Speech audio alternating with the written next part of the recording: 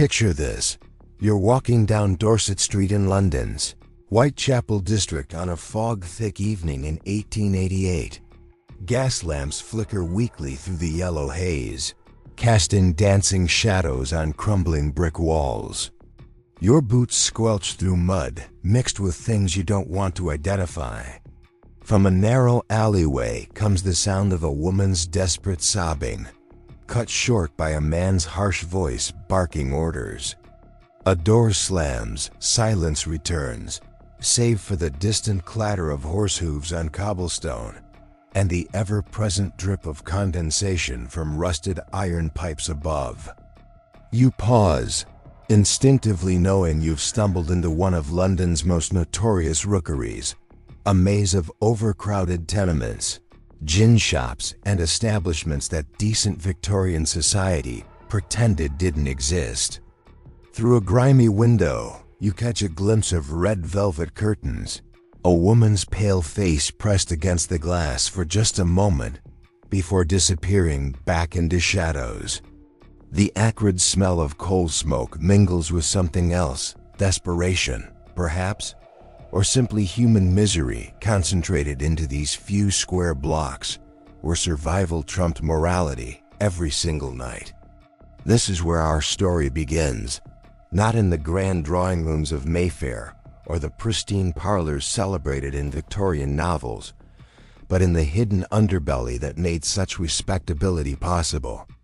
Before diving into these forgotten stories of survival and suffering, if you enjoy learning about the hidden truths of history, consider hitting that like button and subscribing for more content like this.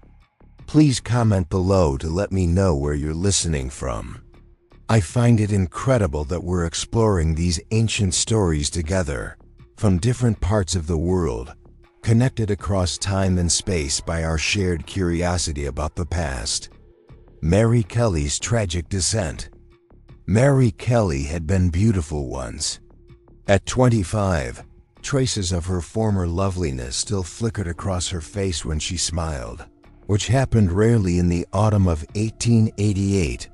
Born in Ireland, she arrived in London with dreams common to thousands of young women: domestic service in a respectable household, perhaps marriage to a tradesman, children, a small but clean home.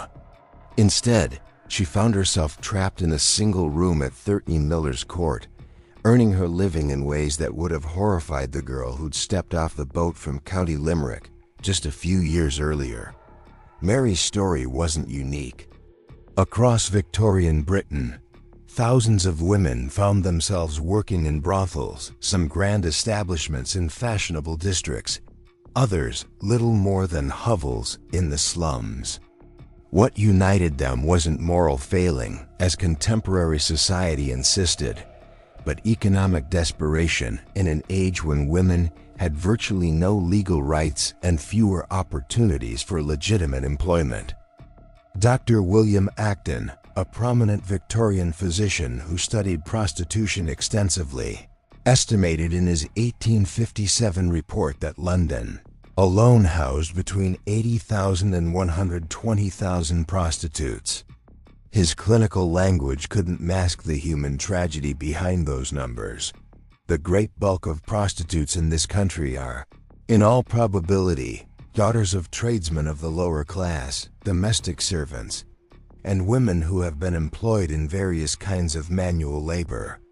Acton's statistics, shocking as they were to his middle-class readers, barely scratched the surface of a system built on exploitation and maintained by willful blindness. Catherine Eddowes and the precarious existence. Catherine Eddowes knew the weight of empty pockets and the gnawing ache of hunger. Born in 1842 in Graiseley Green, Wolverhampton, she'd worked as a tin plate stamper before economic hardship drove her to London's East End. By 1888, she was living in common lodging houses, scraping together fourpence for a bed when she could, sleeping rough when she couldn't. On September 29, 1888, she was arrested for drunken, disorderly conduct, not unusual for women in her circumstances, who often turned to gin to dull the sharp edges of poverty and despair. Released from Bishopsgate Police Station at 1 a.m. September 30th, Kate had 4p in her pocket, enough for a bed, but she needed money for food. She headed toward the narrow streets where women like her could earn a few coins, unaware that this decision would make her name infamous in criminal history as one of Jack the Ripper's victims.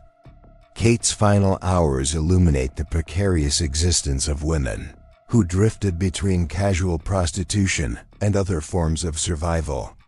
These weren't women working in established brothels with fixed addresses and regular clientele, but part of a vast underclass of casual laborers, street sellers, and occasional sex workers who populated the lodging houses and common kitchens of London's poorest districts.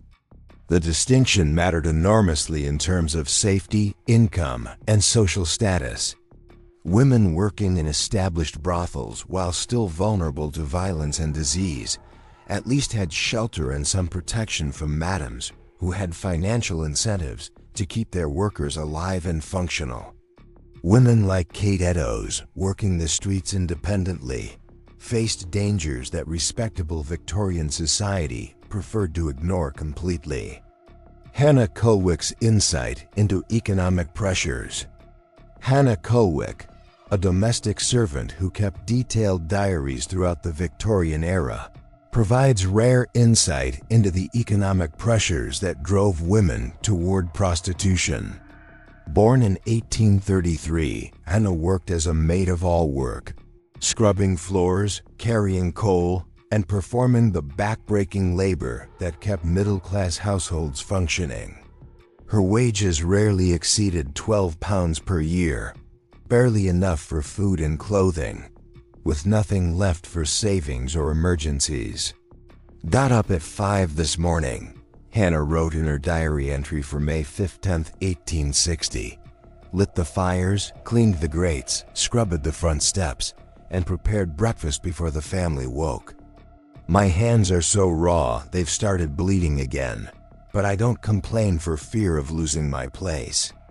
Margaret, who worked at the house before me, went on the streets after she fell ill and couldn't work. "I pray daily that won't be my fate, but I wonder sometimes what choice any of us really have."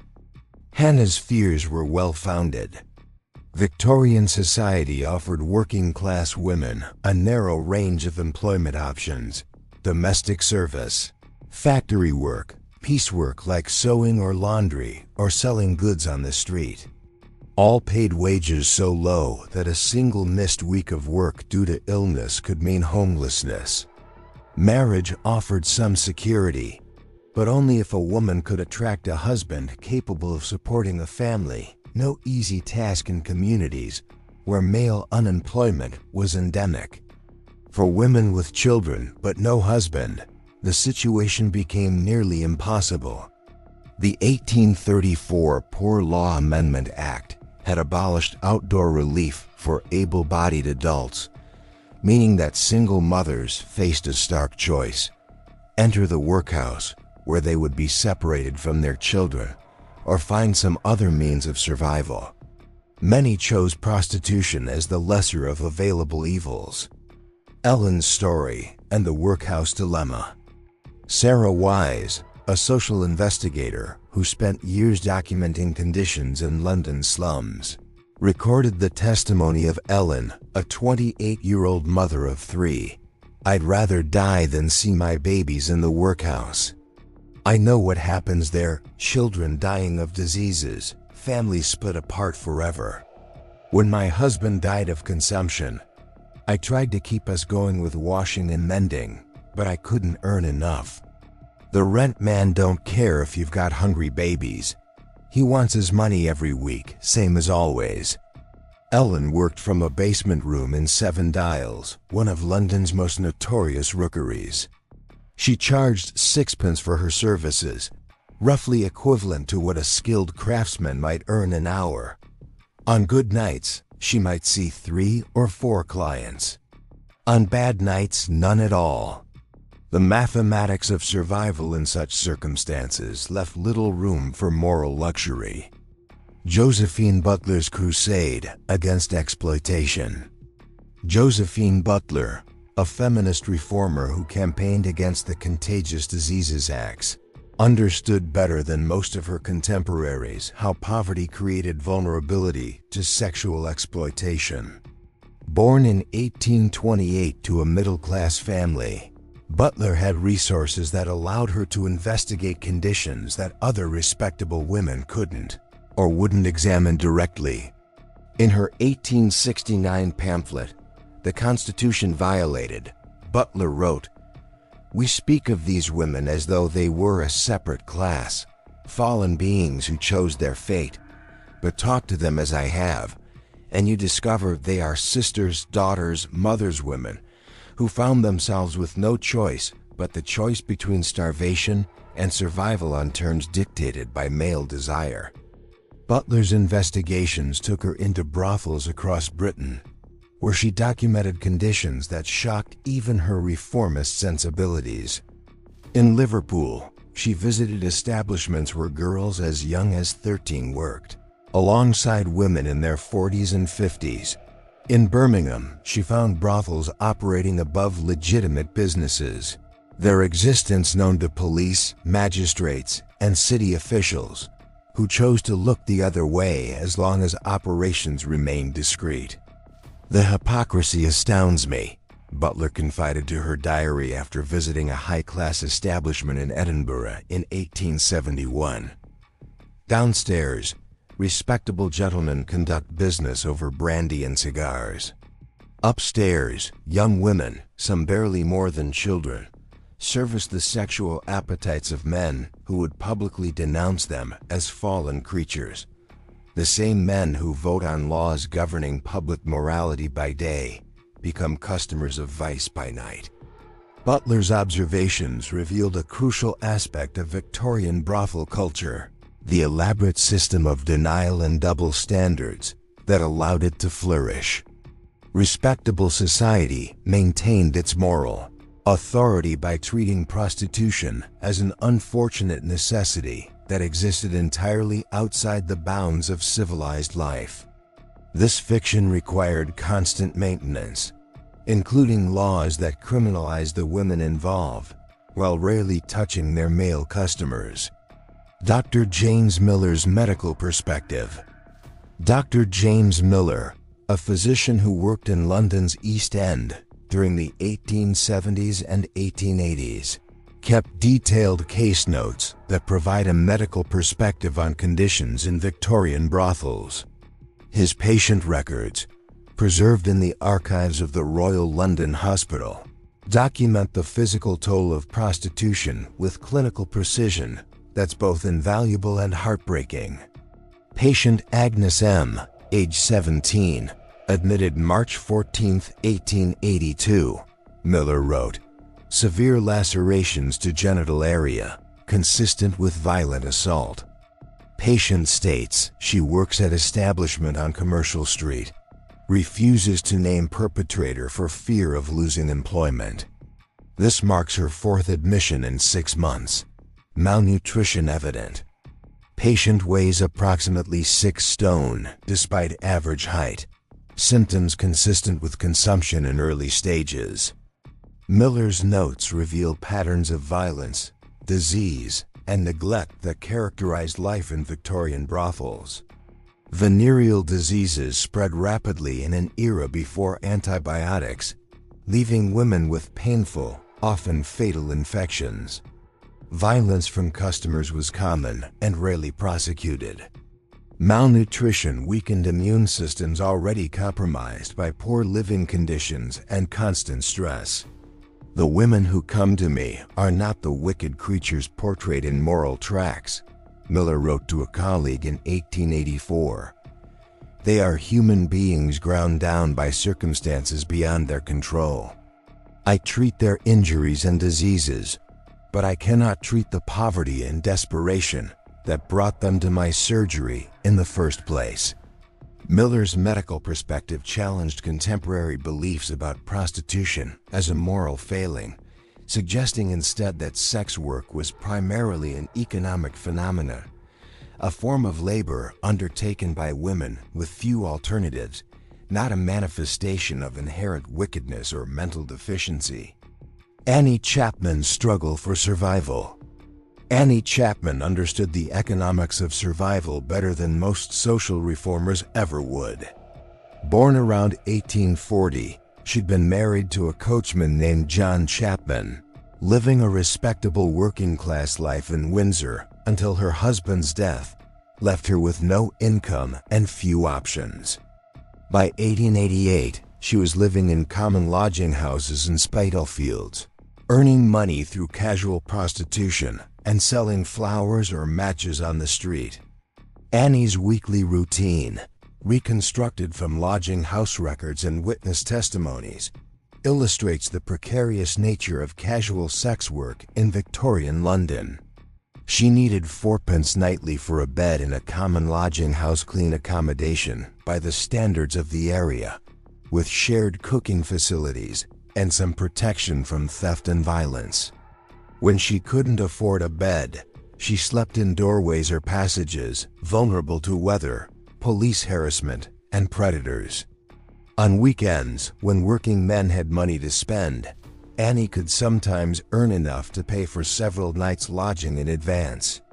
During the week, when potential customers were scarce and wages depleted, she might go without shelter for days at a time. The stress of this uncertainty, combined with poor nutrition and exposure to the elements, aged women rapidly in circumstances like Annie's.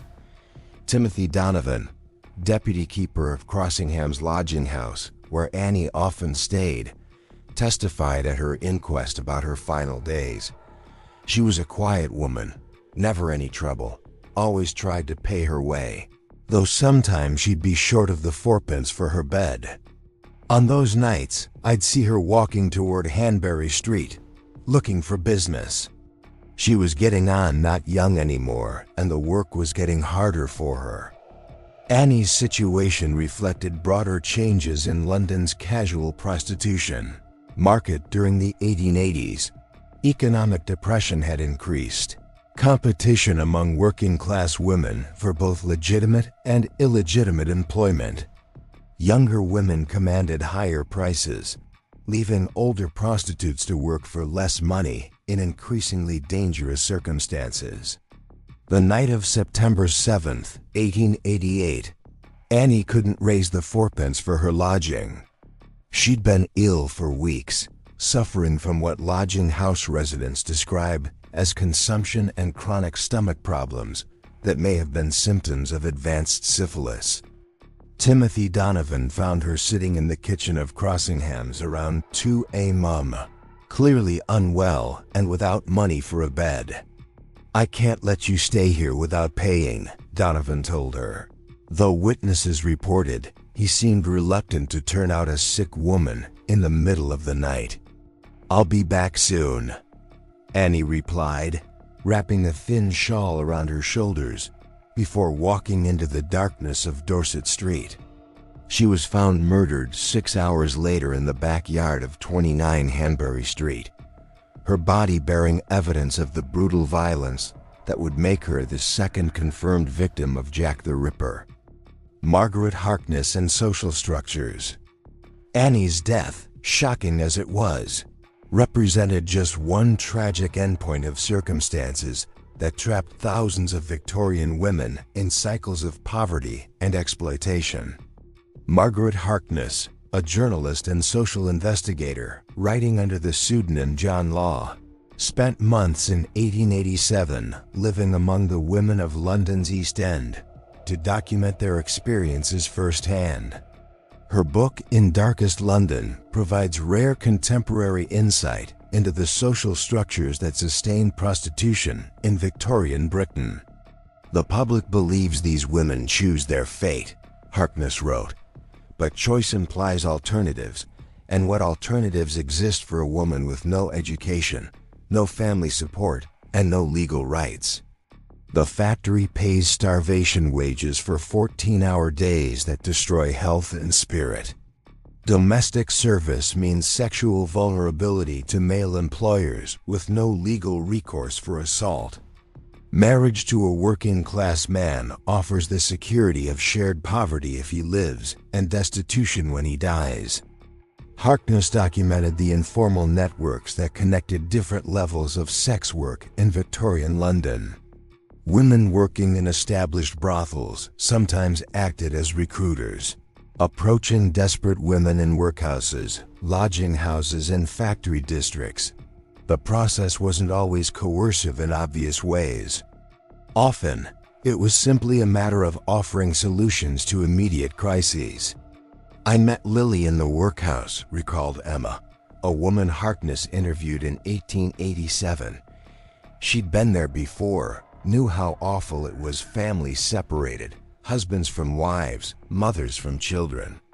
When I was about to go in with my baby, she told me there was another way. Said she knew a place where I could earn enough to rent a room, keep my daughter with me. I didn't know what kind of work she meant at first, and when I figured it out, it seemed better than losing my child forever." Emma's story illustrates how Victorian society's harsh treatment of unmarried mothers created vulnerabilities that brothel operators could exploit. The workhouse system, designed to discourage dependence on public relief, often forced women into prostitution by making legitimate alternatives unbearably punitive. The hierarchy of Victorian brothels. Harkness also documented the elaborate hierarchy that existed within Victorian brothel culture. At the top were expensive establishments in fashionable districts like St. John's Wood or Regent Street, where well-dressed women entertained wealthy clients in luxurious surroundings. These houses operated with semi-official protection, paying bribes to police and local officials to ensure discretion. Mrs. Jeffreys, who operated high-class establishments in Chelsea and Marylebone during the 1870s and 1880s, employed women who could pass for respectable middle-class ladies. Her brothels featured elegant furnishings, excellent food and wine, and entertainment that might include piano music or theatrical performances. Clients paid premium prices for the illusion of seducing virtuous women, rather than purchasing commercial sex. But Mrs. Jeffreys' establishments, while luxurious compared to street prostitution, still operated on fundamentally exploitative principles. Women working in high-class brothels typically owed substantial debts to madams for clothing, room, board, and medical care. These debts, calculated at inflated rates, could take years to repay, while accruing interest that kept women in permanent bondage. Police records from 1885 show that Mrs. Jeffreys' operation came under official scrutiny only when it began attracting attention from moral reform societies. Inspector Frederick Aberline, who would later investigate the Jack the Ripper murders, led raids on several of her properties, but found little evidence of obvious criminality. The women appeared well-dressed and healthy, claimed to be there voluntarily, and refused to testify against their employer. Aberline wrote in his official report, "The difficulty lies in distinguishing between voluntary and involuntary participation. When the alternatives facing these women are so limited, they may choose to remain in these establishments, but their choices are constrained by circumstances that leave them few options for legitimate employment at comparable income levels." Aberline's analysis touched on fundamental questions about consent and coercion in Victorian prostitution. Even in relatively comfortable establishments like Mrs. Jeffreys, women's apparent cooperation might reflect a calculated assessment of available alternatives rather than genuine freedom of choice. Alice Mitchell's diary and psychological coping. Alice Mitchell, who worked in a mid-tier brothel in Pimlico during the 1880s, left one of the few first-hand accounts of daily life in such establishments. Her diary, discovered among her effects after her death in 1894, provides intimate details of the psychological strategies women used to cope with their circumstances. Rose, new girl today. Alice wrote on October 12, 1883. Hardly more than a child, maybe 16 at most. Says her family died of fever. Been on streets for weeks. Mrs. Henderson took her in, gave her a bath and proper dress. Girl thinks she's been saved, doesn't understand yet what's expected. I remember feeling grateful too at first. Seems like rescue when you're hungry and desperate. Alice's observations reveal how brothel operators recruited vulnerable women through apparent acts of charity. New arrivals often experience their first weeks as salvation from immediate crises, making it psychologically difficult to recognize exploitation when it became apparent. We tell ourselves stories to make it bearable, Alice continued in a later entry. That we're actresses playing roles, that the men who visit us are kind gentlemen who appreciate our company. Some girls convince themselves they're saving money to start legitimate businesses or find respectable husbands. I used to dream of opening a little shop selling ribbons and lace to ladies. Now I know better, but the dreams helped for a while. Alice's diary documents the gradual erosion of hope and self-deception that characterized long-term sex work in Victorian brothels. Women developed elaborate mental defenses against the reality of their situations, but these defenses became harder to maintain as years passed and escape remained elusive.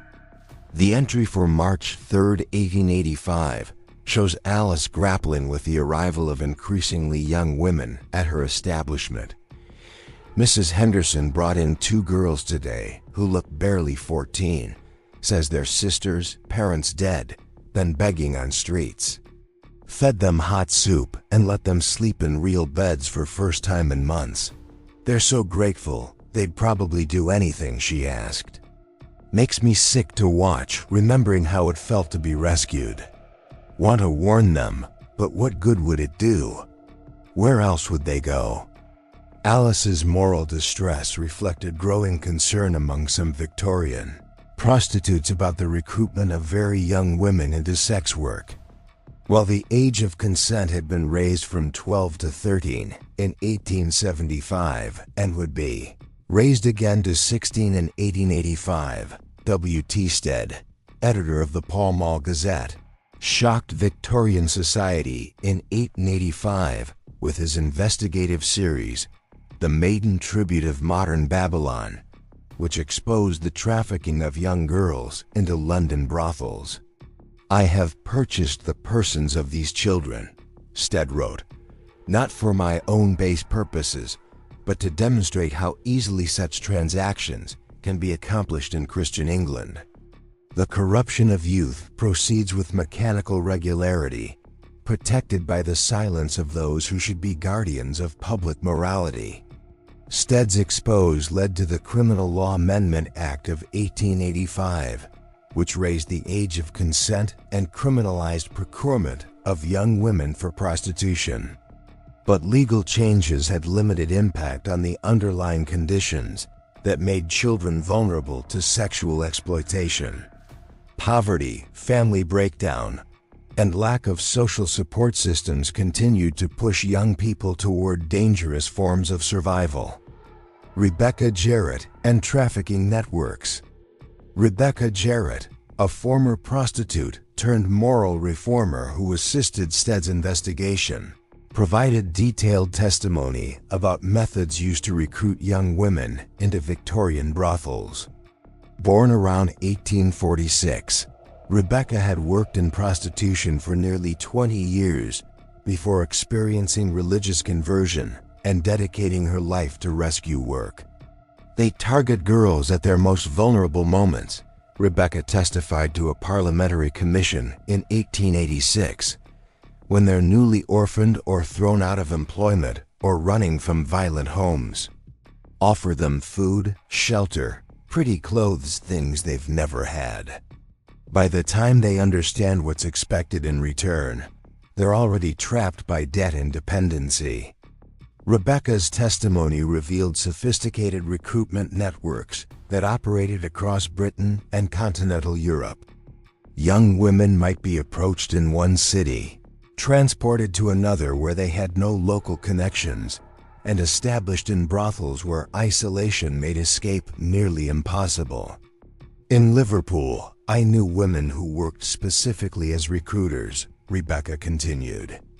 They'd watch the ships from Ireland, looking for young women traveling alone, offered to help them find employment in London or Manchester. These girls trusted them because they were women, seemed respectable, spoke kindly. They had no way of knowing these helpful ladies earned commission for every girl they delivered to certain establishments. The international dimension of Victorian prostitution extended beyond recruitment to include organized trafficking routes that moved women between countries. Police records from the 1880s document cases of English women found working in Brussels, French women in London establishments, and German women in Liverpool brothels, suggesting coordinated networks that transcended national boundaries. Inspector Edmund Reed, who supervised policing in London's East End during the 1880s, kept detailed notes on the international aspects of prostitution in his district. "We regularly encounter foreign women in local establishments," Reed wrote in 1887. "Many speak little English, cannot explain how they arrived in London, and appear terrified of returning to their countries of origin. Some claim to have been promised legitimate employment as domestic servants or factory workers, only to find themselves in circumstances they had not anticipated and cannot escape." Reed's notes document specific cases that illustrate trafficking patterns. Marie, a 17-year-old from Belgium, claimed she'd been offered work as a housemaid in a wealthy London family. Instead, she found herself in a Whitechapel brothel, where she was told she owed money for transportation, food, and accommodation that must be repaid through sex work. When questioned about returning to Belgium, Reed wrote, Marie became extremely agitated and claimed her family believed she was working respectably in England. She feared that returning home would bring disgrace on her siblings and prevent their making advantageous marriages. This shame effectively trapped her in circumstances she desperately wished to escape. Marie's psychological entrapment through shame and family honor represented another layer of control used by Victorian brothel operators. Women who might physically escape their circumstances often remained trapped by social expectations that made return to their former lives impossible once they had worked in prostitution. Dr. Elizabeth Blackwell's Medical Insights. Dr. Elizabeth Blackwell, one of the first women licensed to practice medicine in Britain, documented the medical consequences of prostitution in Victorian establishments with clinical precision that male physicians often avoided. Her 1881 report, The Human Element in Sex, provided a rare female medical perspective on conditions that affected thousands of women. The physical deterioration proceeds with predictable regularity, Dr. Blackwell wrote. Venereal diseases spread rapidly in environments where multiple partners are the norm and preventive measures primitive, but the psychological damage often proves more devastating than physical ailments. I have treated women who survived syphilis and gonorrhea, but never recovered from the trauma of sustained sexual violence disguised as commerce. Dr. Blackwell's medical records document the progression of sexually transmitted diseases in an era before effective treatments. Primary syphilis might be manageable, but secondary and tertiary stages cause permanent damage to cardiovascular and nervous systems. Women working in prostitution often died in their 20s and 30s from diseases that would have been survivable with proper medical care. The establishments vary greatly in their attention to medical care, Dr. Blackwell noted. High-class houses sometimes employ physicians to examine women regularly and treat diseases promptly. Lower-tier operations provide no medical attention whatever, allowing infections to progress unchecked until women become too ill to work. These women are then typically expelled from the premises to die in workhouse infirmaries or on the streets. Dr. Blackwell also documented the use of primitive contraceptive and abortifacient methods in Victorian brothels. Women attempted to prevent pregnancy through douching with various substances, insertion of objects intended to block conception, and consumption of herbs and chemicals believed to terminate pregnancies. These methods were often ineffective and sometimes dangerous, causing infections, poisoning, or internal injuries. I have treated numerous cases of mercury poisoning from patent medicines advertised as remedies for female complaints, Dr. Blackwell wrote in 1883. These preparations, widely available despite their toxic effects, are used by women desperate to control reproduction in circumstances where pregnancy would mean loss of income and potential abandonment by employers. The intersection of reproductive health and economic survival created additional vulnerabilities for women in Victorian prostitution.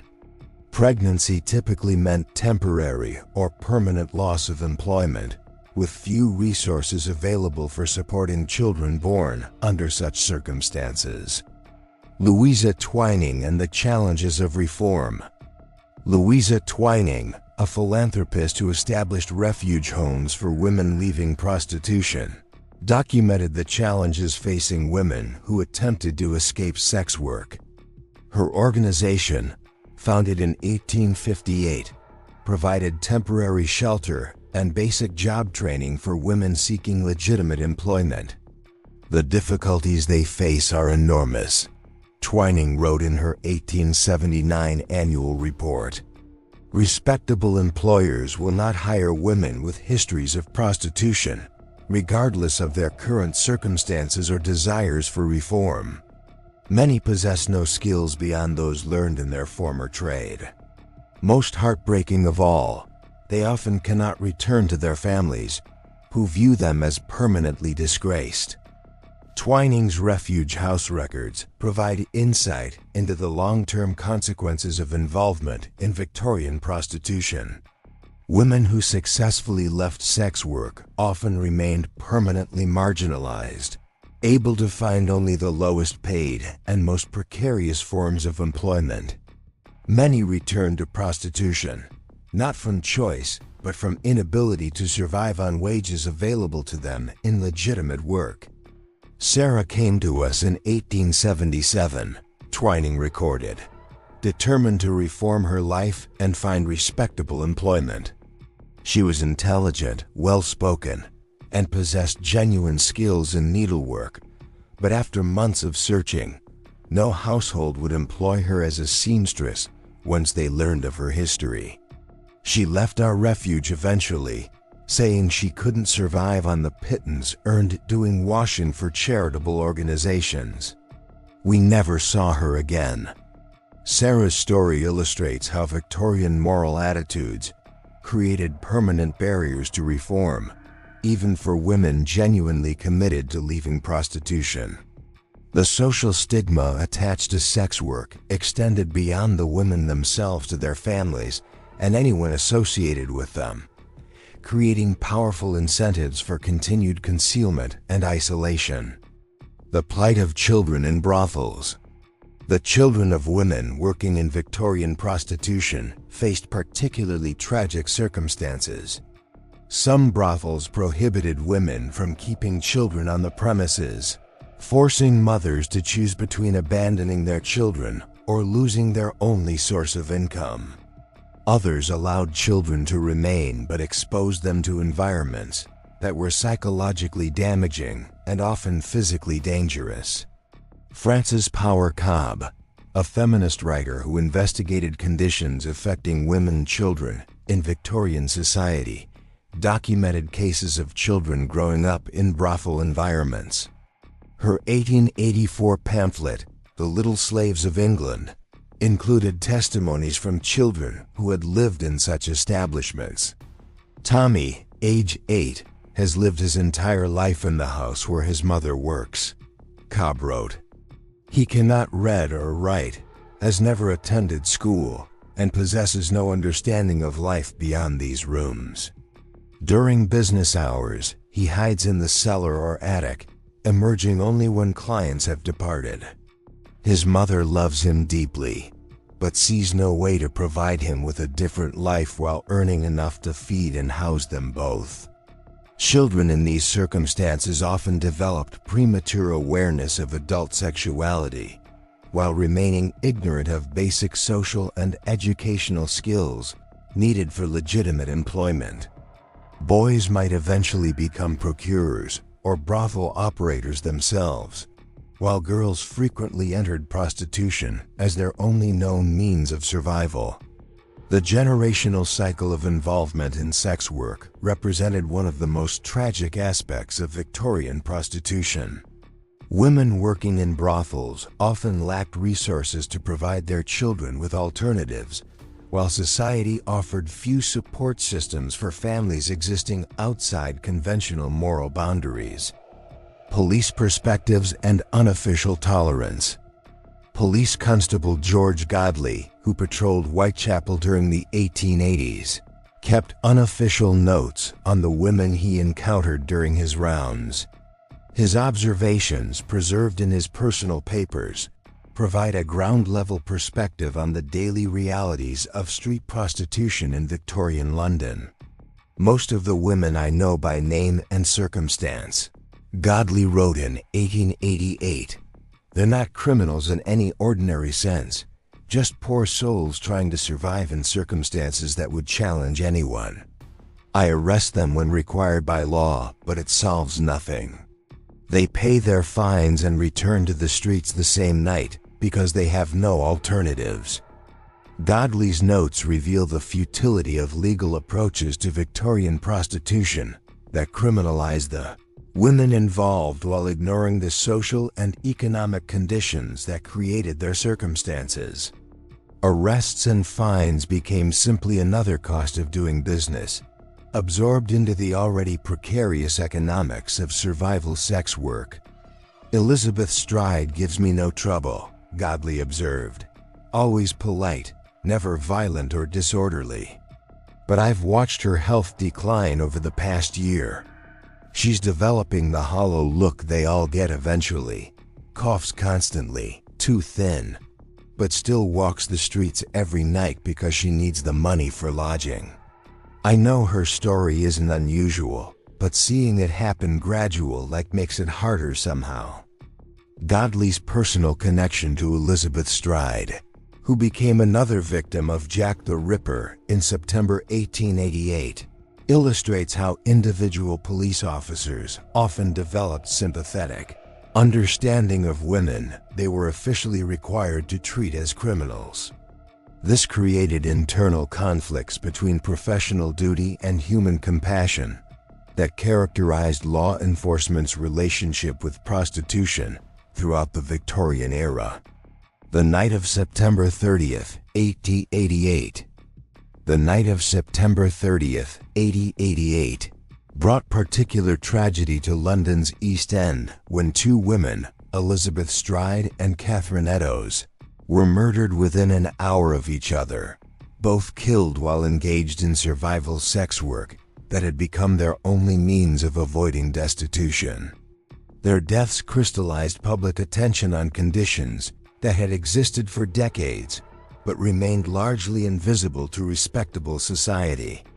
Elizabeth had been born in Sweden in 1843, immigrating to London where she worked as a domestic servant before circumstances led her to occasional prostitution. Catherine, as we've seen, had worked as a tin plate stamper before economic hardship drove her to similar expedients. Both women were past their prime by sex work standards, competing for customers with younger women in an oversaturated market. Their murders shocked Victorian society. Not because such violence was unusual, women in their circumstances faced danger constantly, but because the theatrical brutality of their deaths forced public acknowledgement of lives that polite society preferred to ignore. Newspaper coverage of the Jack the Ripper murders provided graphic details of the victims' final hours while maintaining moral distance through language that emphasized their deviation from respectable femininity. The Times of London, reporting on Elizabeth Stride's death, noted, "The deceased was a woman of dissolute character who frequented the common lodging houses of the district." This language, typical of contemporary reporting, served to maintain boundaries between worthy and unworthy victims while avoiding examination of the social conditions that had led to their circumstances. George Bernard Shaw's radical perspective. Some observers recognized the broader implications of the murders. George Bernard Shaw, writing in the Star newspaper in September 1888, challenged his readers to consider the social context. The Whitechapel murders are not the work of a monster, but the inevitable result of a social system that creates monsters by denying basic dignity and security to the most vulnerable members of society. Shaw's analysis, radical for its time, suggested that the violence against prostitutes represented an extreme manifestation of broader social violence against women trapped in poverty. This perspective challenged comfortable assumptions about individual moral responsibility by examining structural conditions that created vulnerability to exploitation and harm. Police and community dynamics. The Whitechapel murders also revealed the extent to which police and local authorities had developed informal accommodation with prostitution in working-class districts.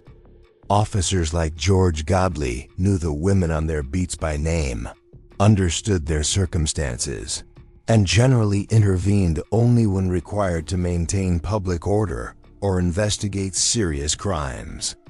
This unofficial tolerance reflected practical recognition that criminalization of prostitution was largely unenforceable, given the social and economic conditions that sustained it.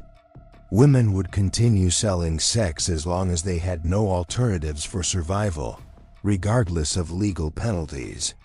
Law enforcement resources were better devoted to maintaining basic public safety than attempting to eliminate behaviors that stemmed from circumstances beyond individual control. Dr. Thomas Bond's medical evidence.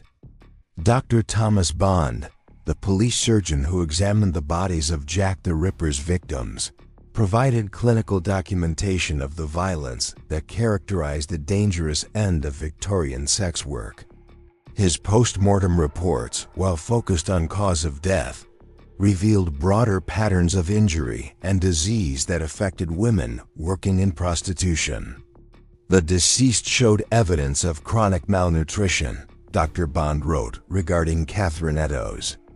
Dental decay consistent with poor diet and lack of medical care. Scarring on hands and arms suggests previous violent encounters. Overall physical condition indicates prolonged exposure to harsh living conditions and inadequate nutrition. Dr. Bond's medical examinations revealed that the spectacular violence of the Ripper murders represented only the most extreme end of a spectrum of harm that women in prostitution faced regularly.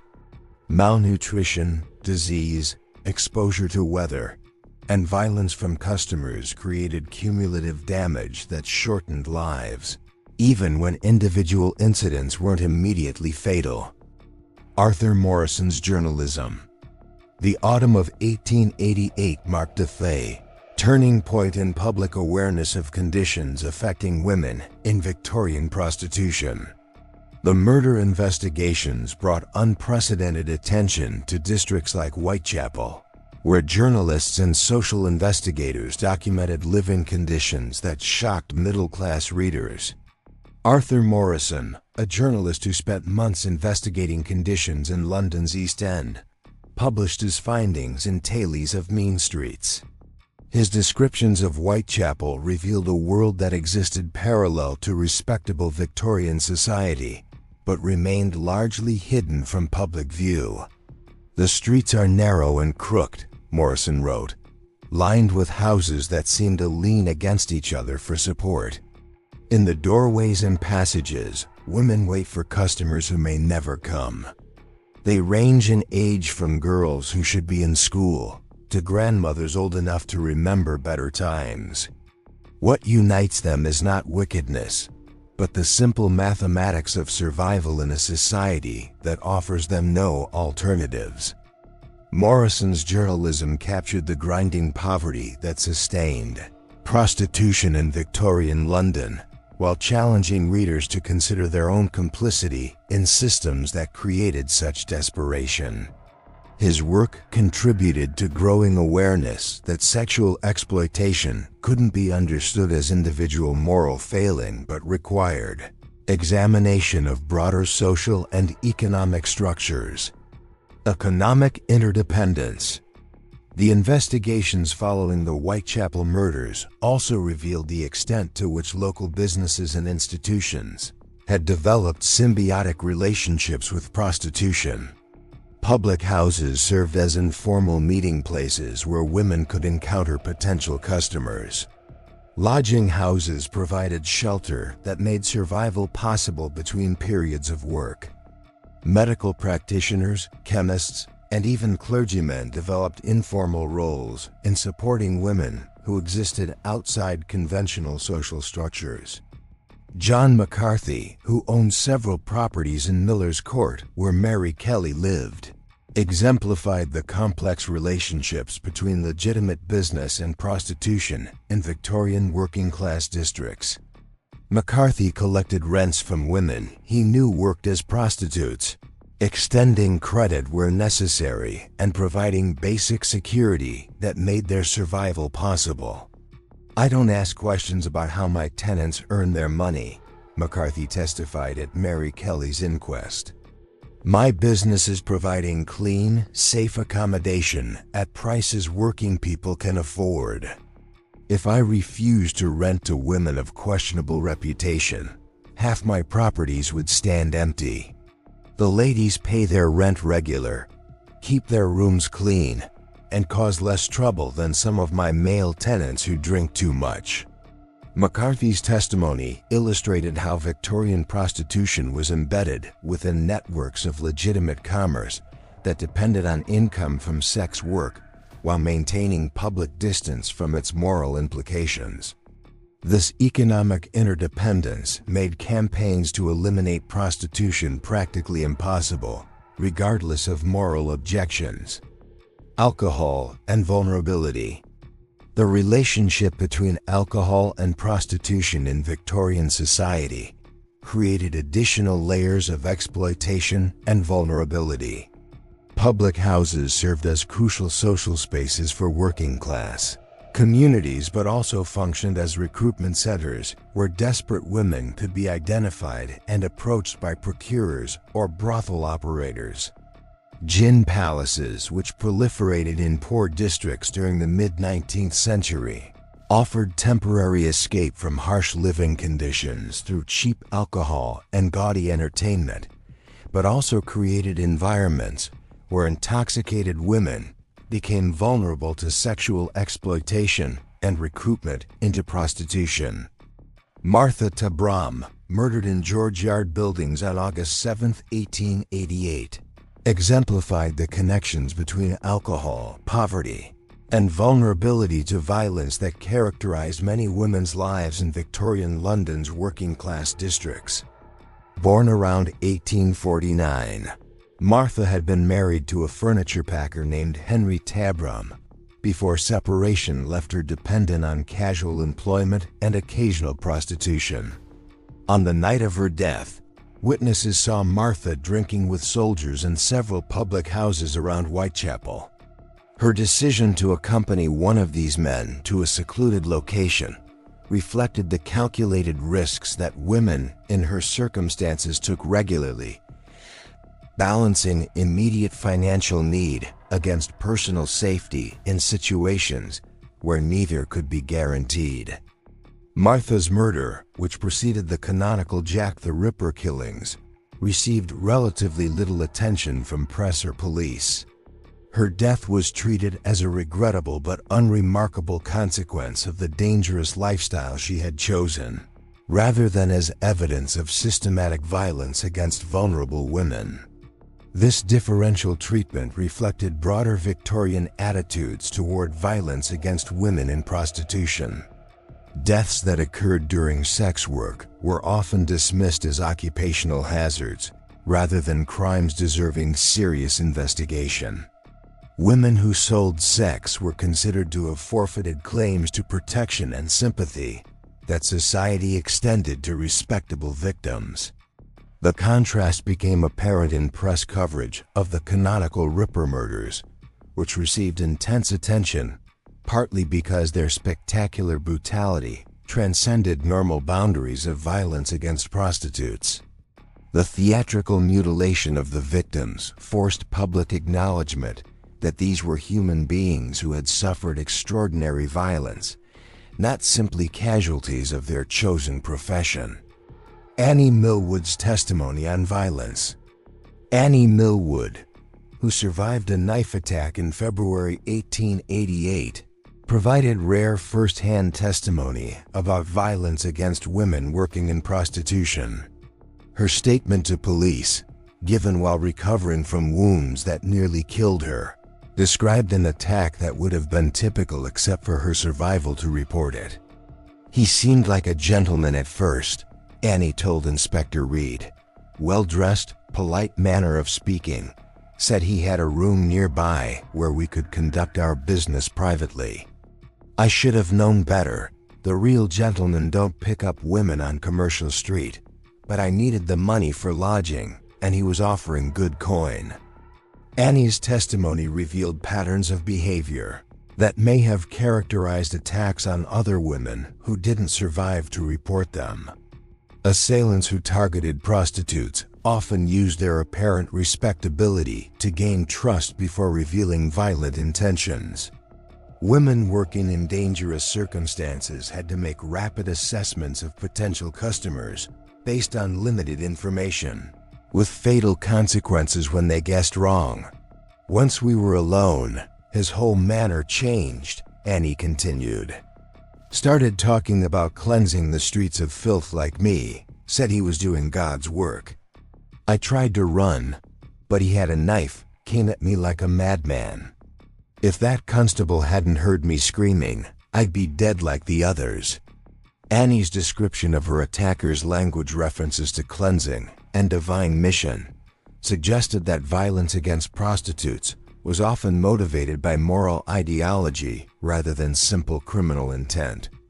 Men who attacked women in prostitution frequently justified their actions through religious or social reform rhetoric that portrayed violence as purification rather than crime.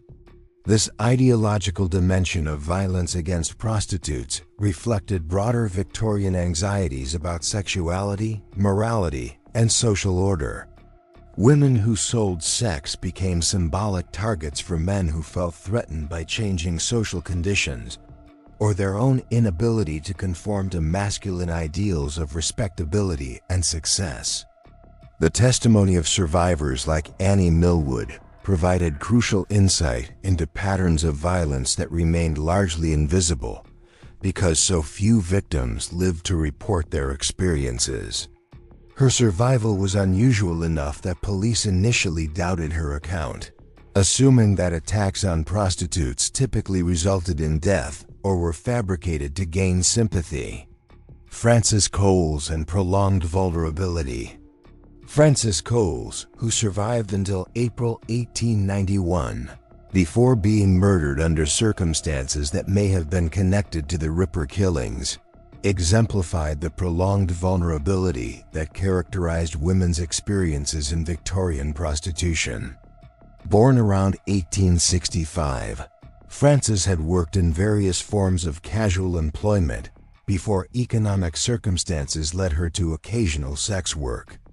Police records document Frances' repeated encounters with violence during the years before her death. She was treated for injuries on at least 6 occasions between 1888 and 1891, usually claiming she had fallen or been injured in an accident, rather than admitting to assaults that might reflect poorly on her reputation or endanger her attackers. Frances was afraid to name the men who hurt her, testified Ellen, a woman who knew Frances from the lodging houses. Said it would only make things worse if she caused trouble for customers. Better to take the beating and hope for gentler treatment next time. We all understood that reasoning complaining about violence just made you seem like trouble, and troublesome women don't get customers. Ellen's testimony revealed how economic dependence on potentially violent customers created powerful incentives for women to accept abuse rather than report it. Complaining about violence could result in loss of income that meant the difference between shelter and homelessness, making silent endurance seem like the rational choice even when injuries were severe. The night of February 13, 1891, Frances was found murdered beneath the railway arch in Swallow Gardens, her throat cut in circumstances that bore similarities to earlier Ripper killings. But by 1891, public attention had moved on from the Whitechapel murders, and Frances' death received minimal press coverage despite evidence suggesting it might have been connected to the earlier crimes. The declining public interest in violence against East End prostitutes after 1889 illustrated how quickly Victorian society returned to its normal pattern of ignoring conditions that briefly shocked them into awareness. The Ripper murders had created temporary disruption in the usual invisibility of women working in prostitution, but this attention proved unsustainable once the spectacular violence ended. Dr. Frederick Gordon Brown's post-mortem reports. Dr. Frederick Gordon Brown, who conducted post-mortem examinations on several of the Ripper victims, documented medical evidence that revealed the chronic health problems affecting women Victorian prostitution. His detailed reports, while focused on immediate causes of death, provided broader insight into the physical toll of lives lived in extreme poverty and dangerous circumstances. The deceased Catherine Eddowes showed extensive evidence of chronic kidney disease. Dr. Brown wrote in his official report dated October 1st, liver damage consistent with prolonged alcohol consumption, scarring on hands and forearms, suggesting defensive wounds from previous attacks. Overall physical condition indicates prolonged malnutrition and exposure to harsh living conditions. Dr. Brown's clinical observations revealed that the women murdered by Jack the Ripper were already dying slowly from the accumulated effects of poverty, malnutrition, disease, and violence. The spectacular nature of their final moments obscured the ongoing process of physical deterioration that characterized their daily existence. Marianne Nichols displayed symptoms of advanced syphilis, Dr. Brown noted in another report. Tooth loss from poor nutrition and lack of dental care, chronic respiratory infection, possibly tuberculosis in early stages. These women are dying by degrees long before they encounter violent death. The medical evidence documented in post-mortem reports provided objective confirmation of conditions that social investigators had observed, but that respectable society preferred to ignore. Women working in Victorian prostitution faced a range of health challenges that would have been treatable with proper medical care and adequate nutrition, but became fatal when combined with poverty and social isolation. Ellen Holland and Marianne Nichols' final hours. Ellen Holland, the last person known to have spoken with Marianne Nichols before her murder, provided testimony that revealed the daily struggle for survival that characterized life for women in her circumstances. Ellen had known Marianne at Wilmot's lodging house, where both women stayed when they could afford the fourpence nightly fee. "She was drunk when I saw her that night," Ellen testified at the inquest. Said she'd had her lodging money 3 times that day, but spent it on gin instead of paying for a bed. "I told her to come back with me to Wilmot's, said I'd try to convince them to let her stay without paying, but she laughed and said she'd soon get her DOS money, pointed to her bonnet, and said it was new and she'd have no trouble finding a customer." Ellen's testimony revealed the immediate economic calculations that governed daily survival for women in Marianne's circumstances. The choice between spending money on alcohol for temporary relief from harsh conditions or saving it for shelter reflected the impossible trade-offs that desperate poverty imposed on women with few resources and fewer options. "I should have insisted she come with me," Ellen continued. "Should have paid her lodging myself, though I could barely afford my own. But you get tired of trying to save people who don't seem to want saving." Marianne had been drinking too much for months, taking more risks, not looking after herself proper. "We all saw it happening, but what could we do?" Ellen's sense of guilt and helplessness reflected the psychological toll on women who watched friends and acquaintances deteriorate under conditions they couldn't escape themselves. The solidarity that developed among women in similar circumstances was complicated by competition for scarce resources and the knowledge that anyone might be the next victim of violence or disease. Marianne's final hours, reconstructed from witness testimony and police investigation, illustrated the random nature of violence that made every encounter potentially fatal for women working in street prostitution. Her decision to reject Ellen's offer of help and continue searching for customers reflected not recklessness, but a rational assessment of her immediate options, given the resources available to her. The night of August 31st, 1888, Marianne needed fourpence for lodging and had no legitimate means of earning it before the lodging houses stopped admitting residents for the night. Her choice to continue working despite intoxication and obvious vulnerability represented the kind of calculated risk that women in her circumstances took regularly because the alternative, sleeping rough, carried different but equally serious dangers. The discovery of Marianne Nichols. Charles Cross, the carman who discovered Marianne's body in Bucks Row, testified that he initially mistook her for a drunk woman sleeping in the street. His assumption reflected how common it was to encounter intoxicated or ill women in the public spaces of working-class districts, making violent death difficult to distinguish from other forms of urban misery until examined closely. "I thought she was just another poor soul who'd had too much drink," Cross testified. "You see them all the time in these streets, women who've nowhere else to go, sleeping wherever they can find shelter. It wasn't until I got closer that I realized something was wrong. The way she was lying, the blood. I knew then she wasn't just drunk." Cross's testimony revealed how violence against women in Victorian, working-class districts was normalized to the extent that murder victims could be mistaken for routine casualties of poverty and social neglect. The conditions that made women vulnerable to fatal violence were so common that death itself became unremarkable until it took particularly dramatic forms.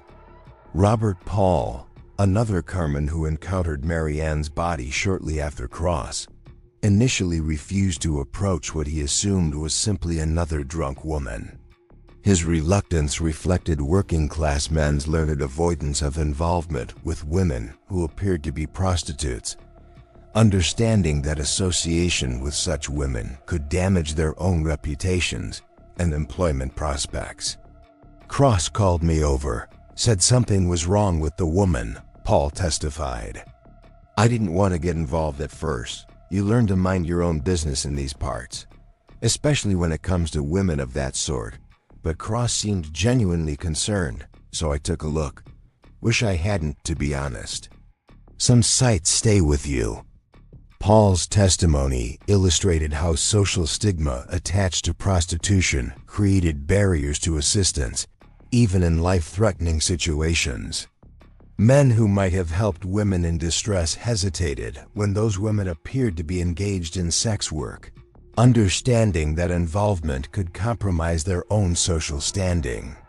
The discovery of Marianne's body marked the beginning of public awareness of conditions that existed in London's working-class districts for decades, but remained largely invisible to respectable society. Her death became significant, not because violence against prostitutes was unusual, but because the circumstances of her murder eventually forced acknowledgement of lives that polite Victorian society preferred to ignore. Inspector John Spratling's official attitudes. Inspector John Spratling, who supervised the initial investigation of Marianne's murder, documented police procedures that revealed law enforcement's routine handling of violence against women in prostitution.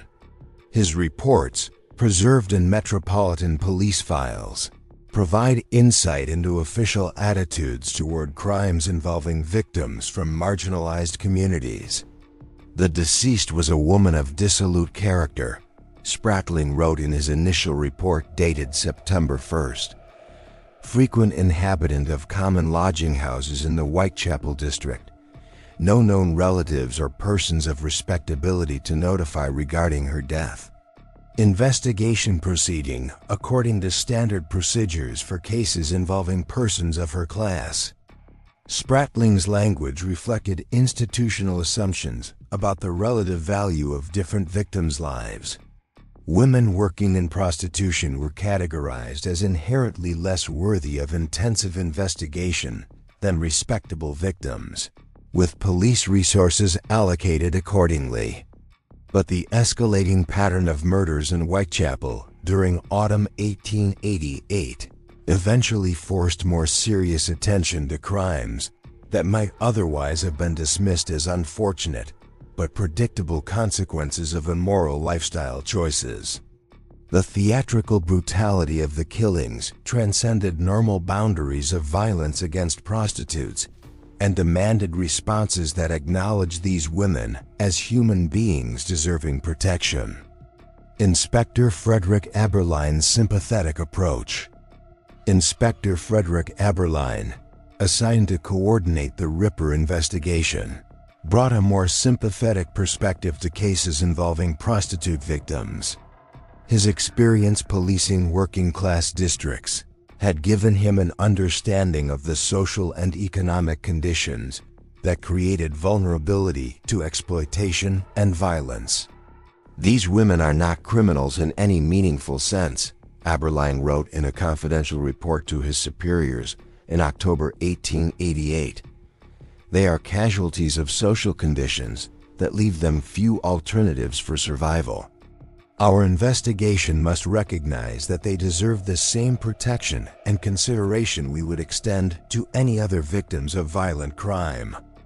Aberline's perspective represented a minority opinion within Victorian law enforcement, but his approach to the Ripper investigation established precedents for treating crimes against prostitutes as serious matters, deserving professional attention rather than routine incidents of predictable violence. Collaboration with social reformers. The autumn of 1888 also witnessed unprecedented cooperation between police and social reform organizations investigating conditions in London's East End. Groups like the London City Mission and the Salvation Army had maintained informal relationships with women working in prostitution for years, providing services that complemented law enforcement's official responsibilities.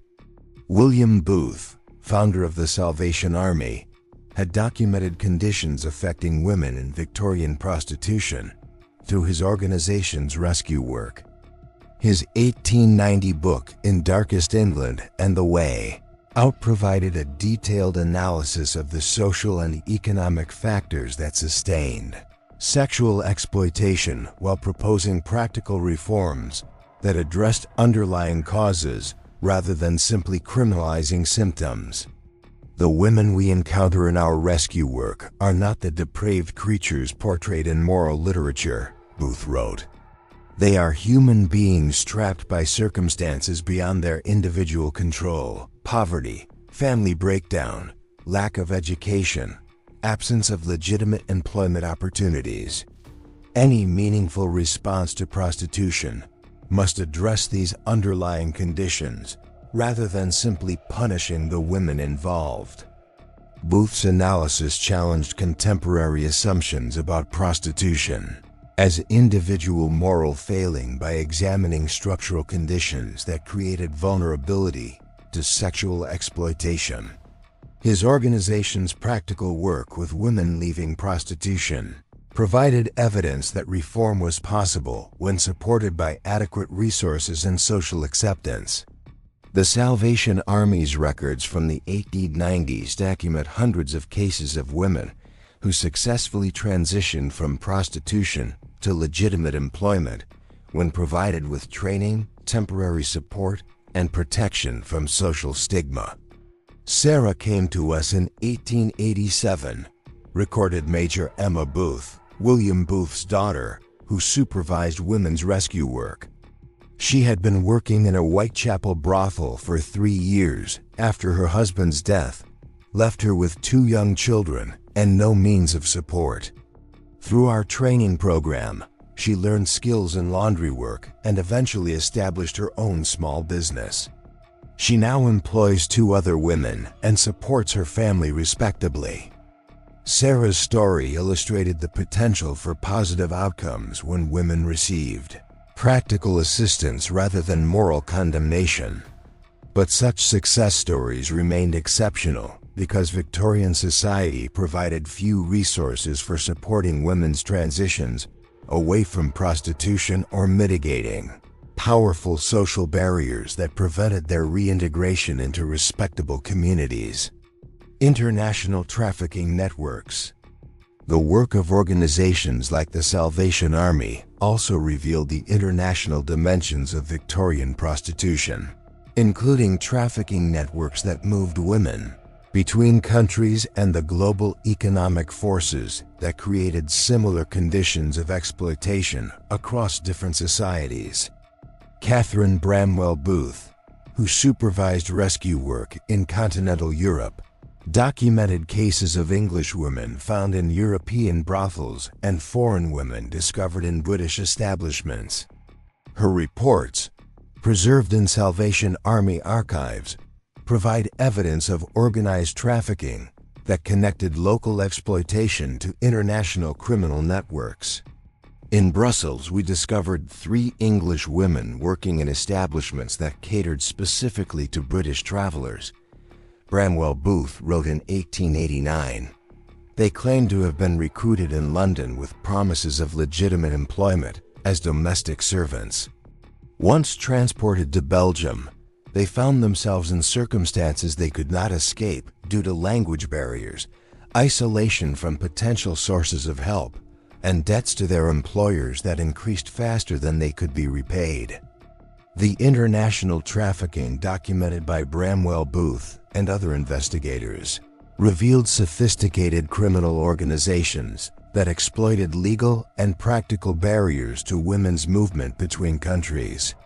Women transported across national boundaries became particularly vulnerable because they lost access to whatever limited legal protections might have been available in their home countries. The traffickers understand exactly how to exploit women's vulnerabilities, Bramwell Booth continued.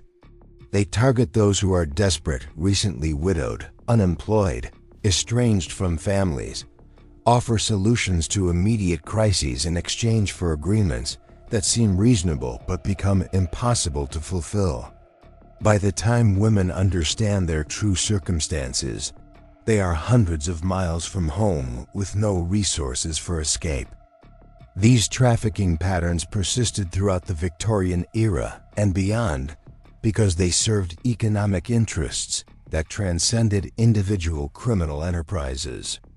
The demand for commercial sex in major cities created markets that criminal organizations could serve profitably, while legal and social barriers prevented effective intervention on behalf of the women involved. The enduring legacy of Victorian prostitution. As our journey through the hidden chambers and shadowed streets of Victorian prostitution draws toward its close, we must confront a final uncomfortable truth. The system we've explored never truly ended. It merely transformed, adapted, evolved into forms that modern society finds easier to ignore. Today, in cities across the world, women still trade sex for survival, while respectable society maintains its comfortable fiction that such transactions represent individual choice rather than systemic failure. The gaslit streets of Whitechapel have given way to internet advertisements and massive parlors, but the fundamental mathematics of desperation remain unchanged. Poverty still creates vulnerability. Social marginalization still prevents escape. Violence still claims victims whose deaths merit little attention from authorities or media. The women we've encountered in these pages, Mary Kelly, Annie Chapman, Catherine Eddowes, Elizabeth Stride, and countless others whose names were never recorded, continue to walk among us in different clothes, speaking different languages, but facing remarkably similar circumstances. Their stories echo in modern trafficking networks, in the economic calculations of women choosing between different forms of exploitation, in the violence that remains an occupational hazard for those who sell sex in societies that criminalize their survival strategies while ignoring the conditions that make such strategies necessary.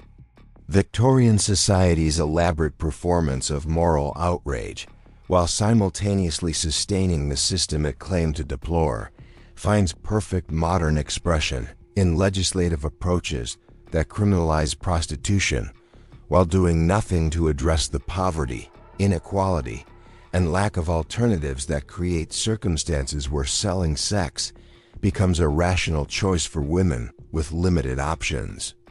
The real horror of Victorian brothels wasn't simply the individual suffering they contained, though that suffering was immense and genuine.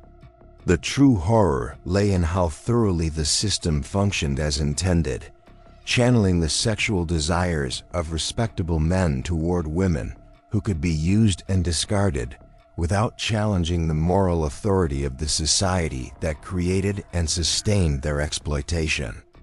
Walk through any major city today, and you'll find the descendants of those Victorian establishments. Massage parlors with neon signs, escort services advertising in weekly newspapers, internet platforms connecting buyers and sellers of commercial sex. The technologies have evolved, but the fundamental relationships remain unchanged: desperation on one side, desire on the other, with profit and exploitation bridging the gap between them. Picture yourself once more on that fog-shrouded evening in Whitechapel, 1888, but this time, as you listen to the sounds echoing from those shadowed doorways, the hushed negotiations, the creaking stairs, the muffled cries, remember that these sounds haven't truly stopped.